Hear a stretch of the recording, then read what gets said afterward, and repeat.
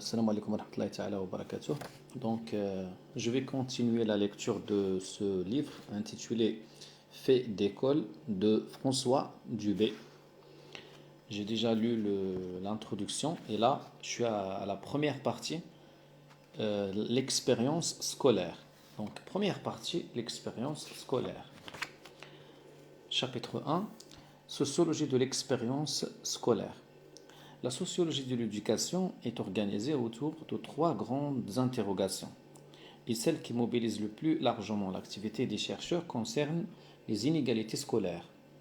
Comment et pourquoi les divers systèmes scolaires reproduisent-ils les inégalités sociales et comment, à des degrés variés, produisent-ils de nouvelles inégalités?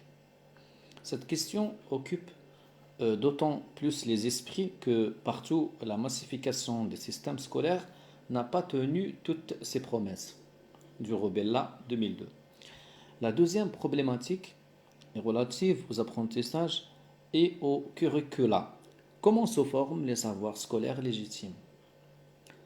Qu'apprend-on à l'école et comment? Que retient-on des apprentissages? Le troisième axe de questionnement porte sur l'organisation et les politiques scolaires. Comment fonctionne l'école? Comment se développent les marchés scolaires? Quelles sont les pratiques professionnelles? Comment se prennent les décisions en matière de politique scolaire? Dans la plupart des cas, les théories et les travaux les plus ambitieux s'efforcent de répondre à tous ces problèmes en les articulant entre eux. Par exemple, les théories de Bernstein en Grande-Bretagne ou celles de Bourdieu et Passeron en France partent de la question des inégalités et y répondent tout en développant une théorie de curricula et de l'organisation scolaire. Bernstein, 1975, Bourdieu, Passeron, 1970. Cependant, une autre question se pose, très peu présente durant une longue période. Elle porte sur la nature de l'expérience subjective des acteurs de l'école. Comment les élèves vivent-ils leur scolarité? Comment celle-ci les transforme-t-elle Comment celle-ci les transforme-t-elle, les forme-t-elle? Quel est le travail de socialisation de l'école? Chacun considère que cette question est essentielle, puisqu'il est dans la fonction même de l'école de former des individus et des sujets. Pourtant, cette question a occupé une place relativement limitée et longtemps les enquêtes portant sur les élèves eux-mêmes ont été relativement rares. Willis, 1978. En fait, dans la plupart des cas, la nature de l'expérience des élèves était déduite du fonctionnement de l'école, bien plus qu'elle n'était étudiée en elle-même. Et pour elle-même. Tout se passait comme si l'expérience éducative des élèves n'était que la conséquence des lois, du fonctionnement scolaire et de divers déterminismes sociaux. De la même manière qu'on a pu longtemps considérer qu'il suffisait d'expliquer les mécanismes du capitalisme industriel pour comprendre l'expérience ouvrière, dans la mesure où elle était perçue comme la simple conséquence de ces mécanismes. Il paraissait possible de connaître ce qui se passait dans la tête des élèves en le déduisant de l'articulation des fonctions de l'école. Or, ce type de postulat n'est plus acceptable, et avant tout pour des raisons tenant aux transformations des systèmes scolaires. La crise de l'école.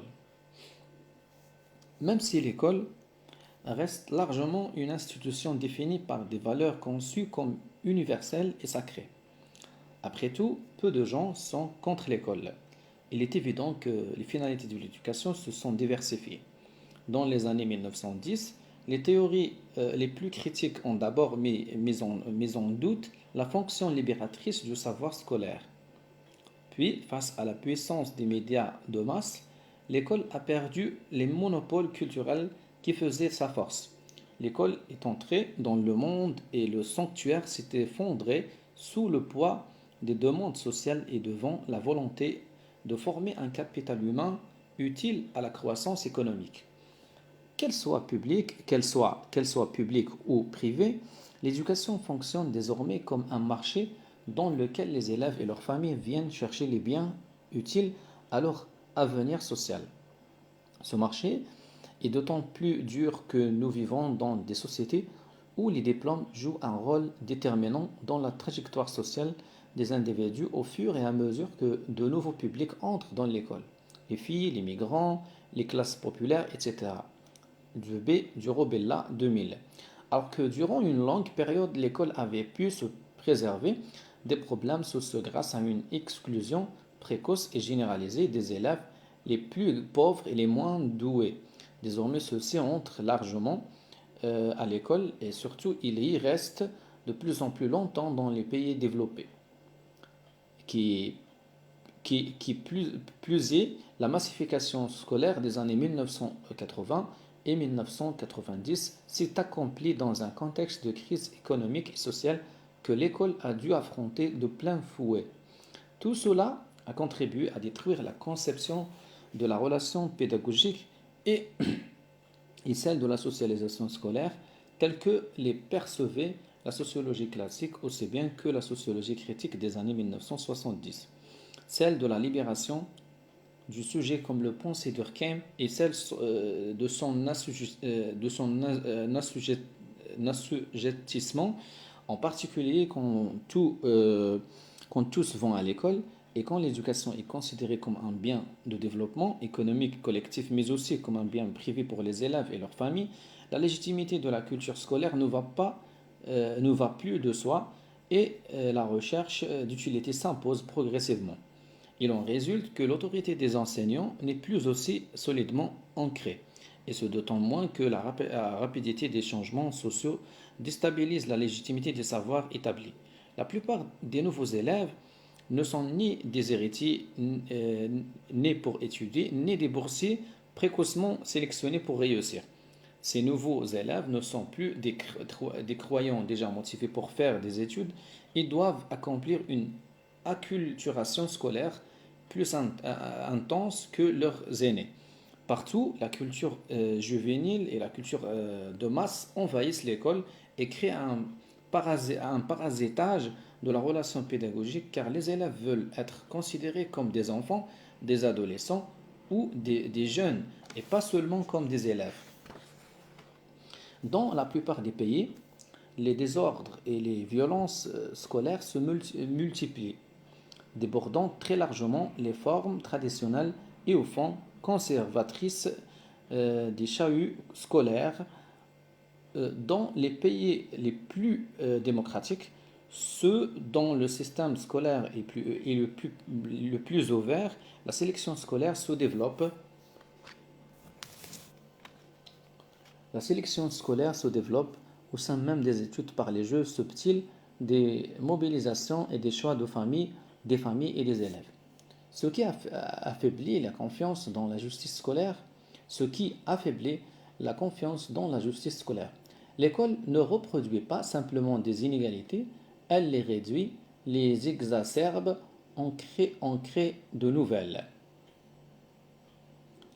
Tous ces phénomènes, avec bien d'autres encore, ont provoqué une crise des systèmes scolaires.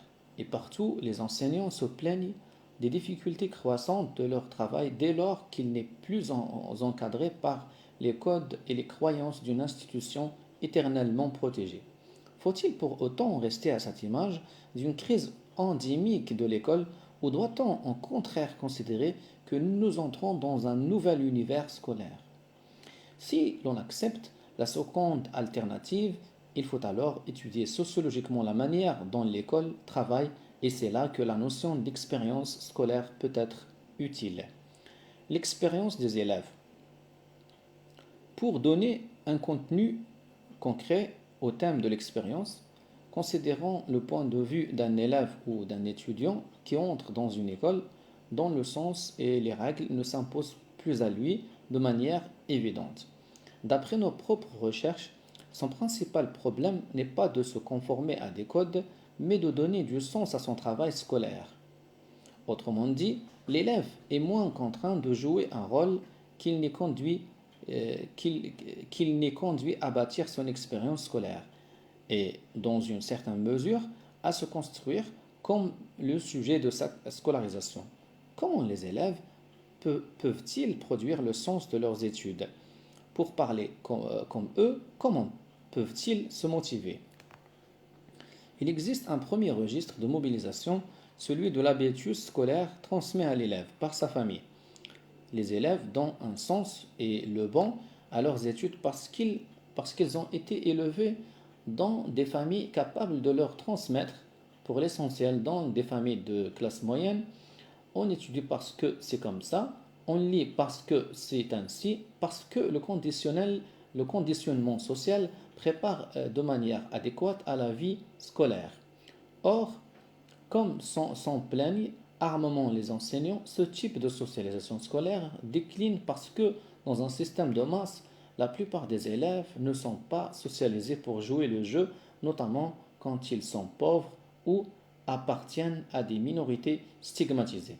L'école leur semble un monde étranger, d'autant plus étranger que la culture de masse offre des modèles de vie juvéniles très éloignés des valeurs scolaires fondées sur l'obéissance, le travail et le sérieux. Le deuxième registre de mobilisation des élèves est celui de l'utilité individuelle. Il convient de rappeler que les études représentent un investissement d'effort et de travail en vue d'obtenir quelques bénéfices en matière de diplôme et de qualification. Boudon, 1973. Tous les élèves le savent et tous les parents le disent en affirmant que les études sont un vecteur de mobilité et d'intégration sociale. Cependant, il ne suffit pas de le savoir pour que ce type de motivation soit effectif. En effet, avec l'allongement des études, leur utilité se déplace dans le temps, les diplômes rentables s'obtenant de plus en plus tard.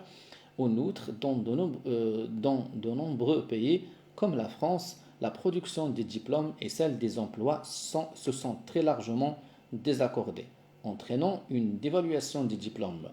L'utilité des études est l'une de ces évidences macroéconomiques dont bien des élèves ne peuvent faire l'expérience immédiate. Comment se motiver quand on ne perçoit pas vers quel type d'activité et de statut social conduisent les études? Enfin, il ne faut pas perdre de vue que les élèves peuvent être motivés pour des raisons intellectuelles, par le savoir lui-même, qui permet à chacun de se développer intellectuellement et de grandir.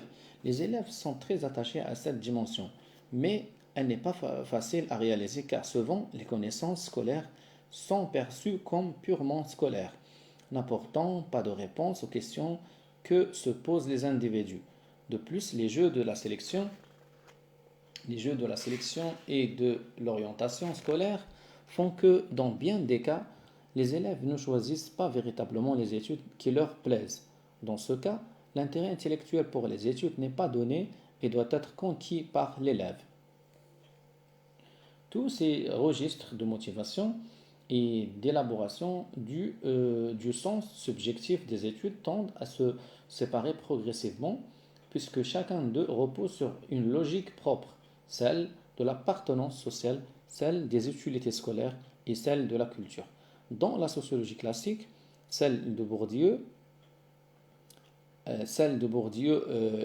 l'État à cet égard. Ces diverses logiques se renforcent mutuellement et tendent à se confondre. Elles se cristallisent dans un rôle que les élèves doivent intérioriser comme un support de leur personnalité. Mais aujourd'hui, les élèves doivent surtout apprendre à combiner ces logiques, à les faire tenir ensemble. Ils doivent construire leur expérience et se constituer eux-mêmes comme des élèves.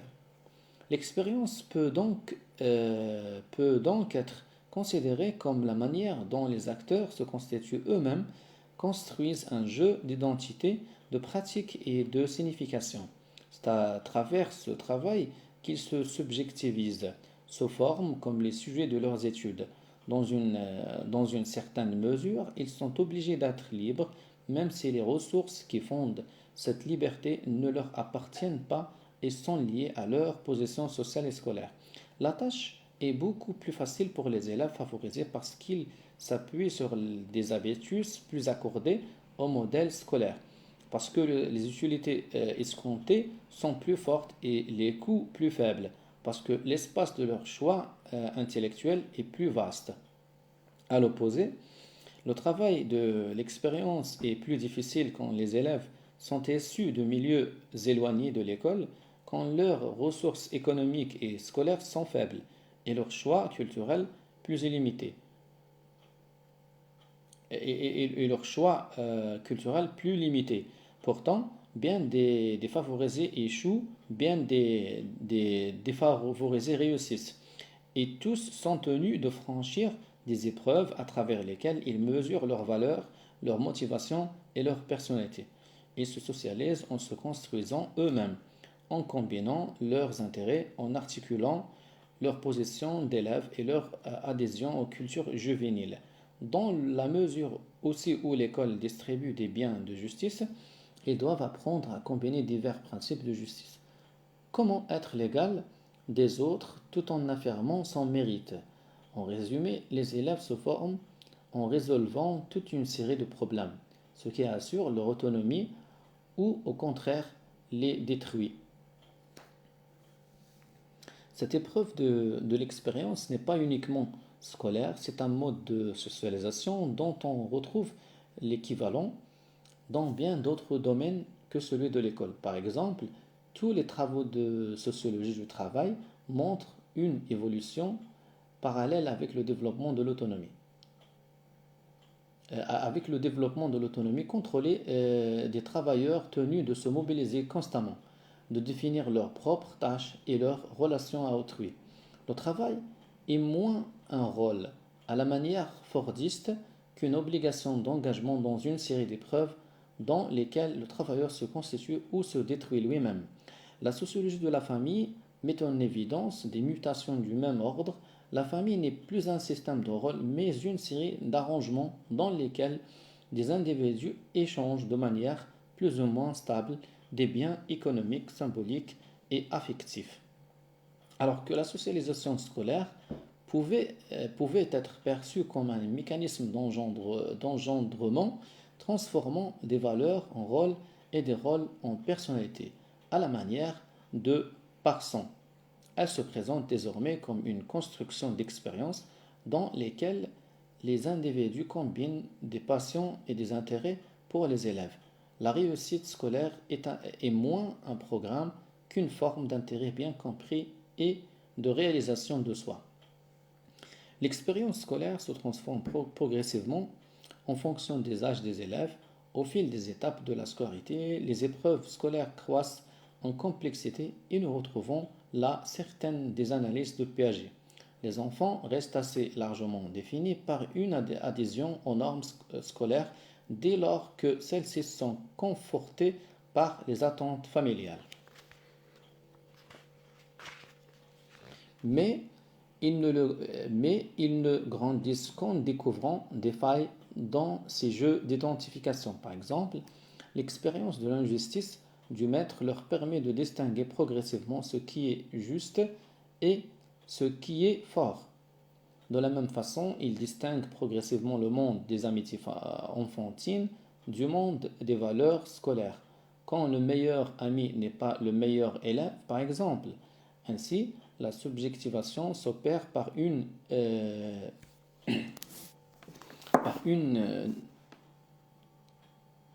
distance au rôle scolaire.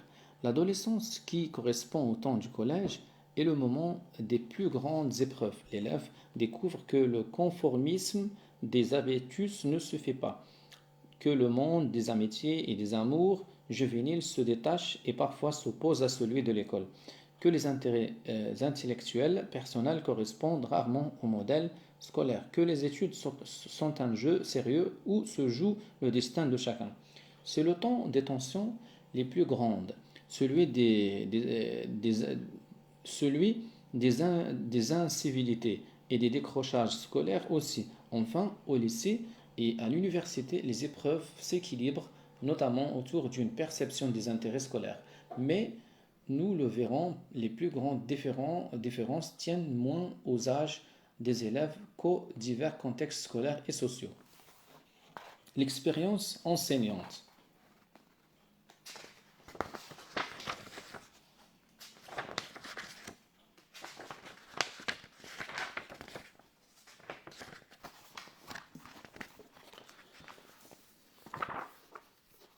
Dans l'expérience enseignante, dans une large mesure, l'expérience des enseignants reflète celle des élèves.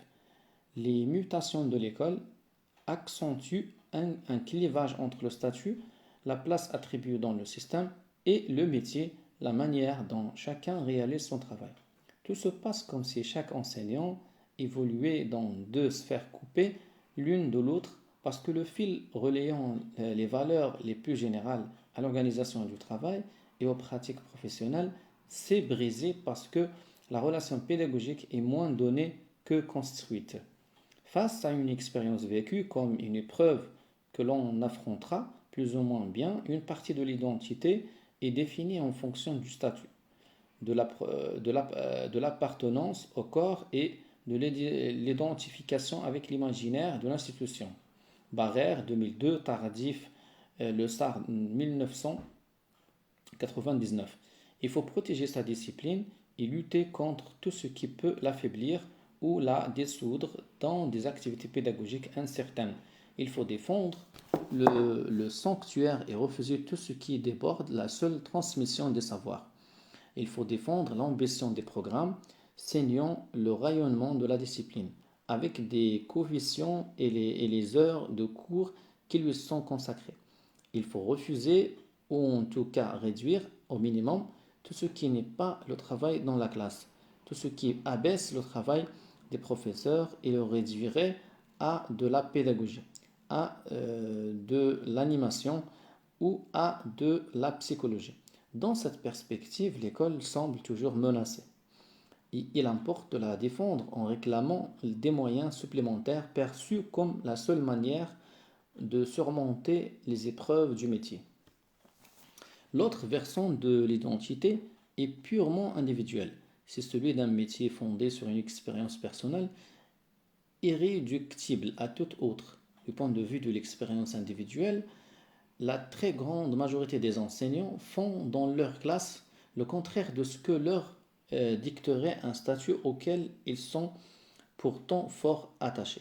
Si les élèves obtiennent de bons résultats, c'est parce que les enseignants y engagent une part considérable d'eux-mêmes, de leur générosité, de leur enthousiasme, de leur conviction. À titre individuel, ils vont bien au-delà de ce qu'exige leur statut. Il faut sans doute y voir un goût de l'engagement et un sens du sacrifice, mais il peut aussi y avoir une raison plus forte et plus profonde. Sans cet engagement, sans cet usage de soi, le métier serait devenu simplement impossible, tant est profonde la distance entre les normes du statut, l'idéal professionnel et les conditions réelles du métier. Pour les professeurs, le fait de tenir la classe n'est pas un but en soi, mais une nécessité désagréable et épuisante. Les enseignants ont l'impression que cette activité de contrôle et de discipline les détourne de leur objectif central, qui est de faire entrer les élèves dans un univers intellectuel défini précisément par les programmes. C'est d'ailleurs ce qui explique le sentiment constant de difficulté et d'échec qu'ils ressentent car ils ont l'impression de perdre leur temps au lieu de préparer les élèves à se convertir aux connaissances qu'ils n'ont pas simplement la charge mais aussi la vocation de leur transmettre. Dans ce contexte, l'accomplissement du travail, faire cours, apparaît comme un moment de grâce. En réalité, le métier de professeur consiste moins à faire cours qu'à produire les conditions qui permettent de faire cours. Ce travail est d'autant plus difficile que les élèves sont plus autonomes, moins impressionnés par la discipline et plus éveillés qu'ils ne l'étaient autrefois, estiment les professeurs. On ne peut plus enseigner bêtement. Les adolescents ne sont pas a priori conquis par le professeur. Ils ont, dans la classe même, une vie juvénile relativement autonome.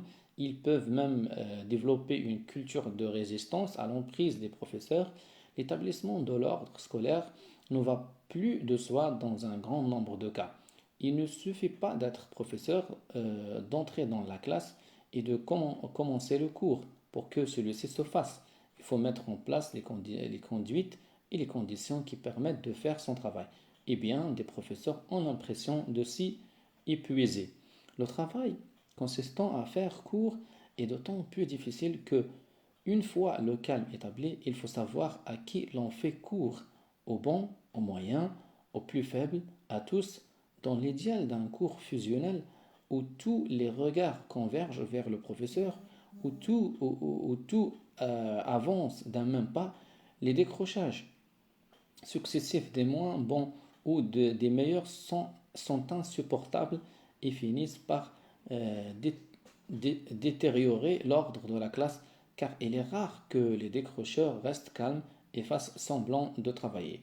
Au-delà des problèmes de justice et d'équité que pose cette question, on comprend que les professeurs se heurtent encore au problème pratique de construire l'ordre scolaire.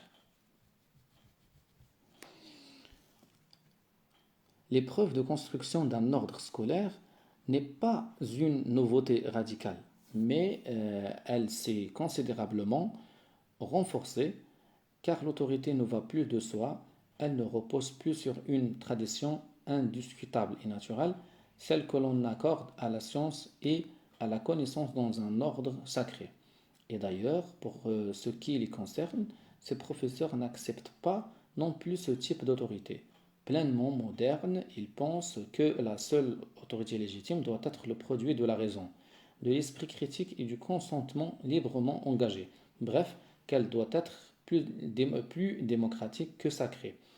Qu'elle doit être plus démocratique que sacrée, l'élaboration de l'autorité relève de chaque individu et comme l'autorité finit toujours par engendrer une forme de violence, fût-elle symbolique, celle des punitions et des sanctions, les professeurs la vivent d'autant plus mal et comme une forme d'échec personnel, alors que la massification scolaire appelle davantage d'autorité. La socialisation des élèves étant moins adéquate à l'école, les ressources de l'autorité se réduisent aux capacités argumentatives et relationnelles des acteurs, à la solidarité des équipes, à leurs convictions plus qu'à leur rôle.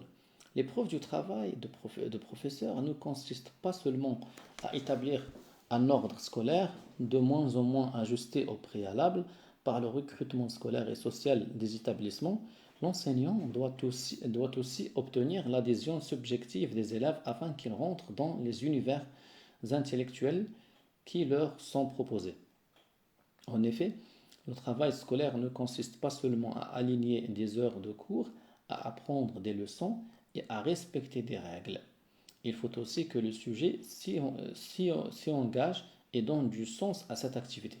Pour le dire simplement, il faut que les élèves soient motivés. Or, si la faiblesse des motivations des collégiens et des lycéens fait moins scandale que leurs incivilités, elle est certainement plus lourde à porter pour les professeurs. Une fois la paix obtenue, encore faut-il conquérir l'intérêt des élèves afin que le cours ne soit pas un rite vide. Peut-être existe-t-il certaines techniques pour motiver les élèves. Cependant, la plupart des enseignants rencontrés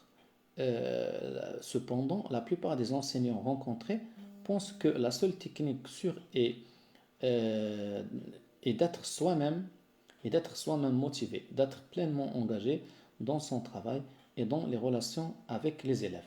Ce sont les vertus magiques de la personnalité qui se substituent à la magie de l'institution. Il faut y croire, il faut faire du théâtre, il faut capter les élèves, détendre l'attention, la ressaisir, il faut trouver les trucs et les anecdotes qui fonctionnent, car tout se passe comme si les élèves ne rendaient en motivation que ce que l'enseignant leur donne. Bien des professeurs se perçoivent comme des comédiens qui arrivent fatigués à l'heure du spectacle et qui, malgré eux, s'animent et vivent pleinement dès que le rideau se lève. Cela requiert un ensemble exceptionnel de vertus, de qualités non réductibles à un apprentissage de techniques et de méthodes. Plus encore, ces techniques et ces méthodes ne sont efficaces que dans la mesure où collent à la, où elles collent à la personnalité des individus qui les mettent en œuvre. Voilà pourquoi les professeurs ne croient pas trop aux techniques pédagogiques et préfèrent les bricoler tout au long de leur carrière. Il ne s'agit pas seulement d'une image romantique du métier, mais plus sûrement d'une expérience pratique. Ne soyons pas naïfs. N'imaginons pas qu'une nouvelle figure de l'institution surgisse toute armée des décombres d'un ancien modèle. Le métier reste une épreuve personnelle parce que la subjectivité est placée au cœur du rapport pédagogique. Alors que ce métier est objectivement peu fatigant en comparaison avec d'autres professions, les enseignants le décrivent comme épuisant et la majorité d'entre eux se disent stressés parce que, dans la plupart des cas, ni la paix de la classe ni la motivation des élèves ne sont acquises une fois pour toutes. Il leur faut trouver la bonne distance, ne pas trop se laisser dévorer par une activité qui peut vite tourner à l'obsession et à la dévalorisation personnelle et dans laquelle les problèmes privés débordent sur la vie professionnelle alors que les épreuves professionnelles menacent la vie privée. La psychologie spontanée semble ainsi donner les clés d'interprétation des problèmes des uns et des autres.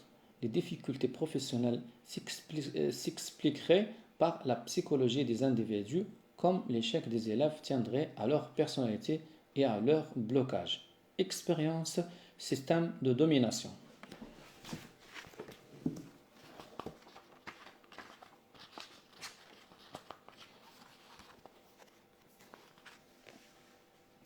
La sociologie de l'expérience scolaire ne se borne pas à décrire le vécu des élèves et des enseignants.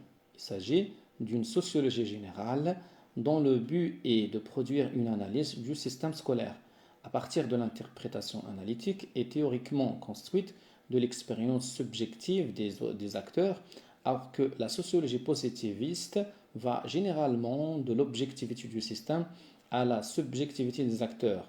La sociologie de l'expérience s'efforce de parcourir le chemin inverse en dégageant les logiques du système de la façon dont elles se cristallisent dans l'expérience des acteurs. Si l'expérience des acteurs est subjective et met en jeu leur liberté, il reste qu'elle est définie par des épreuves qui, elles, sont parfaitement objectives et peuvent être établies à partir des contraintes du système. L'élève ne choisit ni sa naissance L'élève ne choisit ni sa naissance et ses héritages culturels, ni ses ressources stratégiques dans le marché scolaire, ni même les identifications culturelles qui fixent ses goûts et ses représentations de lui-même. En revanche, c'est lui qui est tenu d'agir et de se construire au sein de ce système de contraintes. Dès lors, il est possible de hiérarchiser les expériences scolaires en fonction des épreuves auxquelles les élèves sont confrontés. Socialisation dans l'école. Les élèves auxquels leur origine sociale et leur situation scolaire offrent de nombreuses ressources sont en général ceux qui parviennent le plus aisément à bâtir leur expérience et à se constituer comme les sujets de leurs études.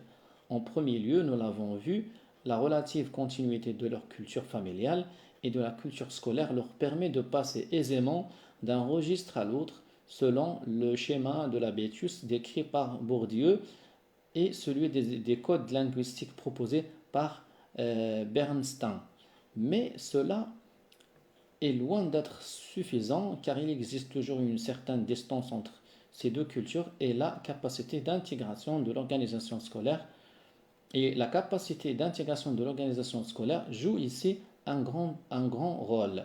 Elle peut être forte dans les établissements et les filières sélectives où l'école prend en charge les élèves et leur offre une certaine proximité avec les enseignants, un contrôle régulier, une solidarité de groupe, un esprit d'école.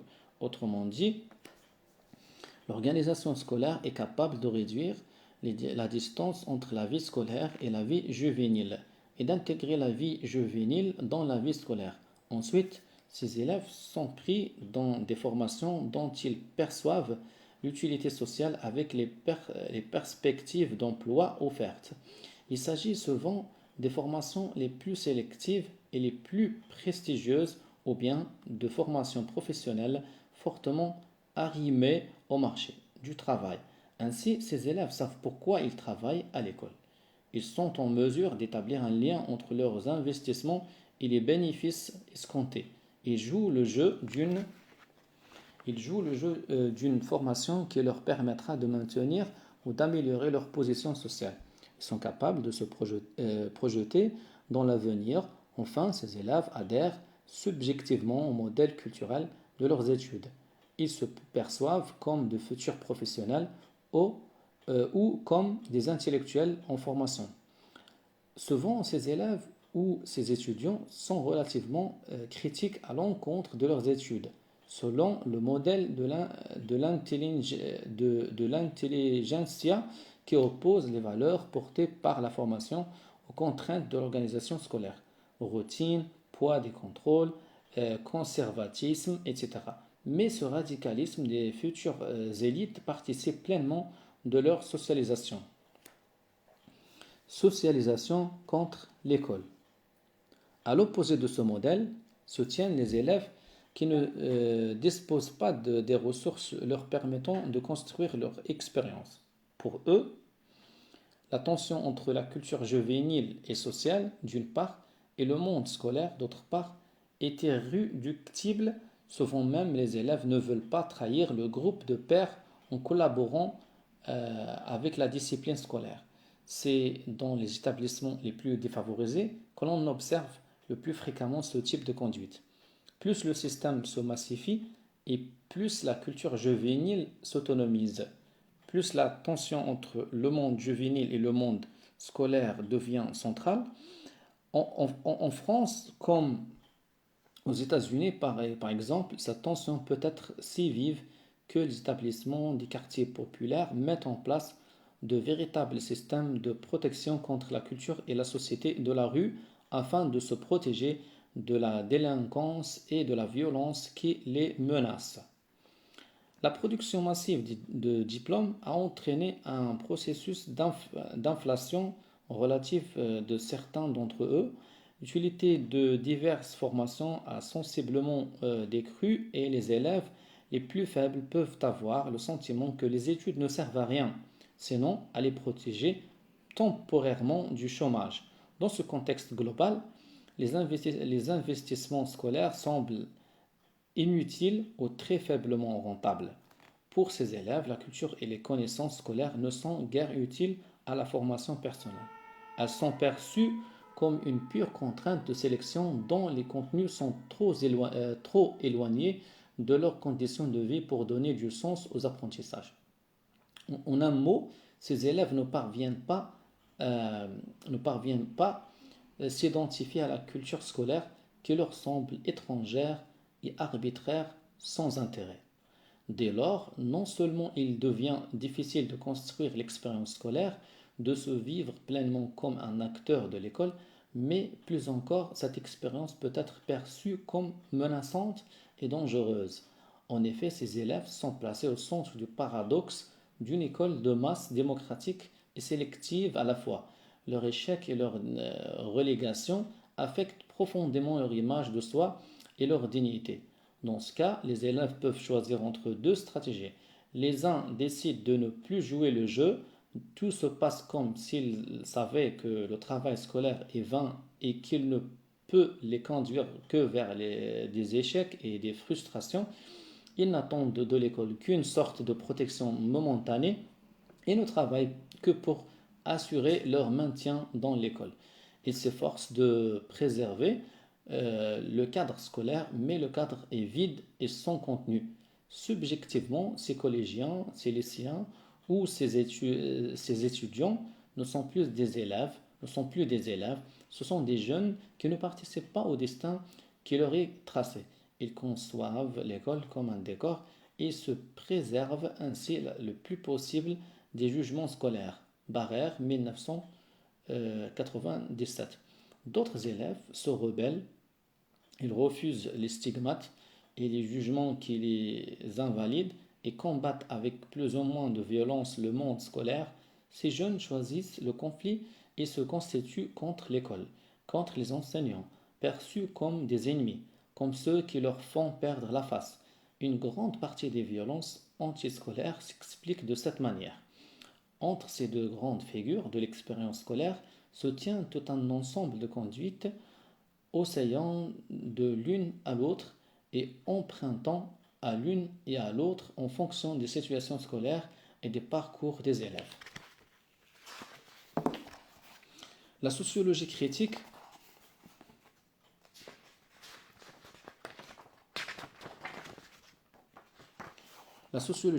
a conçu la domination scolaire comme une violence pédagogique imposée par la confrontation entre la culture dominante ou bourgeoise de l'école et les diverses cultures sociales des élèves. Ainsi, l'école est un appareil de domination reflétant directement les rapports de classe, mais dans un univers scolaire plus faiblement régulé, la domination se joue moins dans l'affrontement des cultures que dans l'expérience scolaire la plus subjective et dans les épreuves que les sujets sont tenus de franchir tout en étant très inégalement armés pour le faire. L'internalisation. Alors que le contrôle social ordinaire réprouve et stigmatise,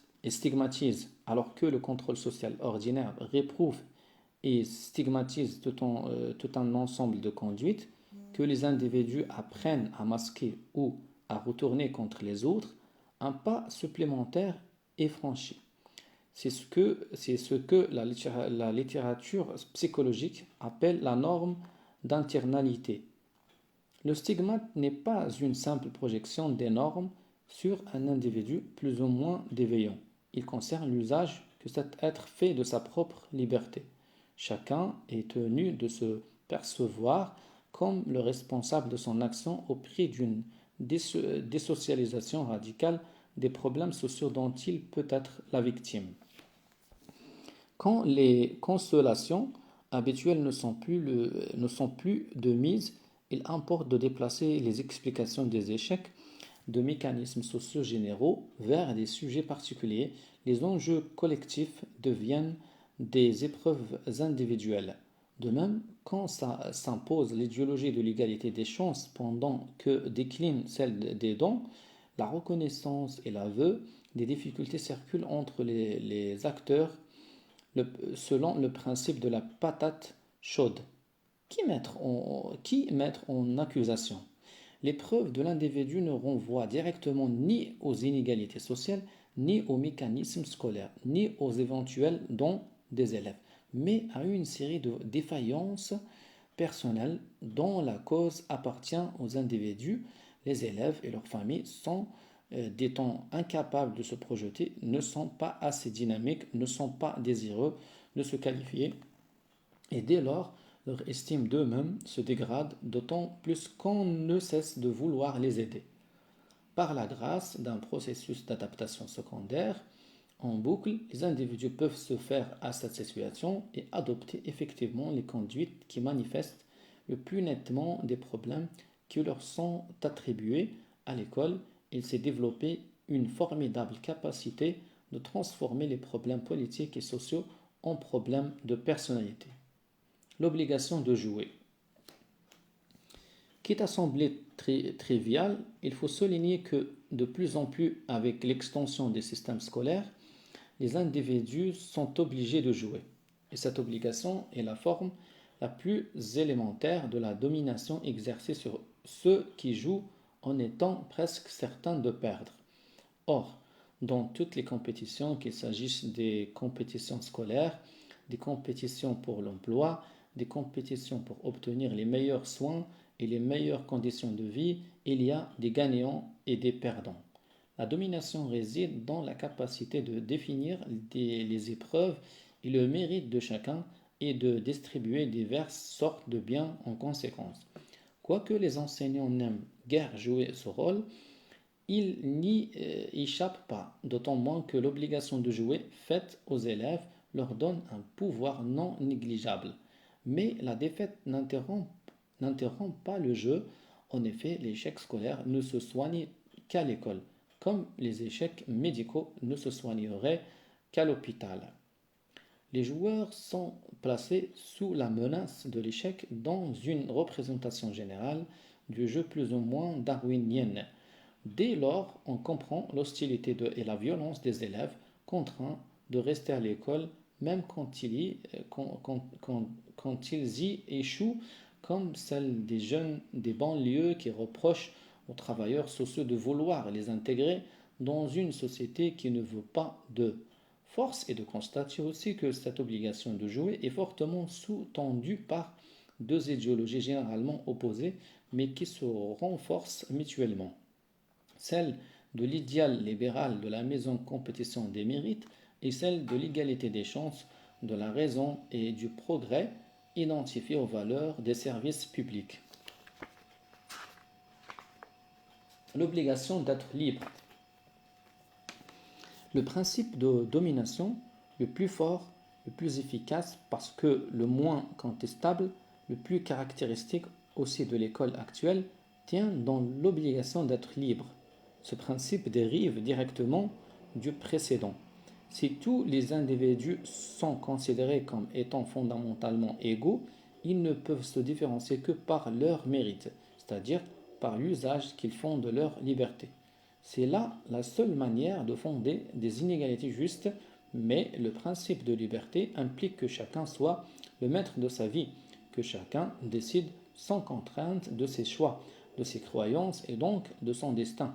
Évidemment, aucun sociologue ne peut croire à la réalité de cette affirmation, tant l'acteur et l'action sociale sont déterminés par une culture, une langue, une histoire collective et personnelle, par des contraintes extérieures, par des conditions économiques, etc.